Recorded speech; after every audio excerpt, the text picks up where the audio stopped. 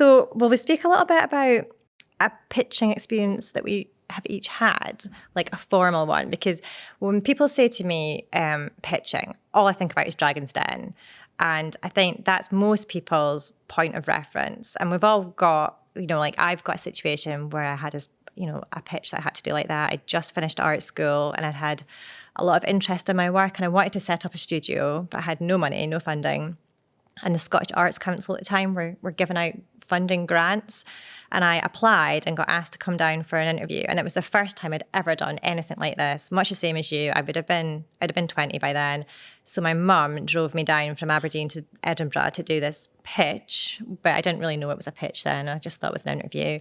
And I took all my samples and all my drawings and they asked me about my business plan, which I knew very little about. I just had this idea of the things I wanted to make and roughly what I would sell them for. And then they asked me how much money I wanted. And I told them, I'd worked out the price of everything. And they said, well, you've asked for £20,000 and the maximum grant is 7,000. And I just realised then that I'd made this huge mistake with the maths. It was terrifying. They were all sitting looking at me and they said, well, what are you going to do to meet the shortfall? And it was like, well, I have to think of an answer. I can't just say, well, I'm not going to bother doing it because, the reason that I was there was to ask for the money. So on the spot, I panicked and I vocalized that. I said to them, I'm really sorry. I've made a mistake. This isn't really my strong point.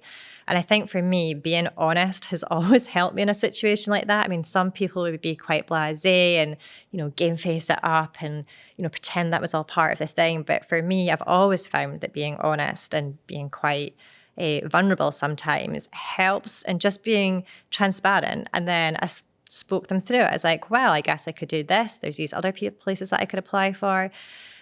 And in the end, I went away and you get there, we'll be in touch. And I cried all the way from Edinburgh to the bridge. And my mum was like, I'm so sorry. I've, made you drive all the way down here. I've taken up all your petrol. I'm really sorry. And a few days later, I got a letter to say that they would fund me the full amount that they could offer, which obviously wasn't what I'd gone in pitching for, but the very maximum grant that I could have got at the time. And they said that, they saw a lot of potential there. And it was that realization that although I wasn't a, quote unquote business person, they saw potential in the talent and the idea and the fact that I would think on my feet and try and find solutions. I think it was that they liked.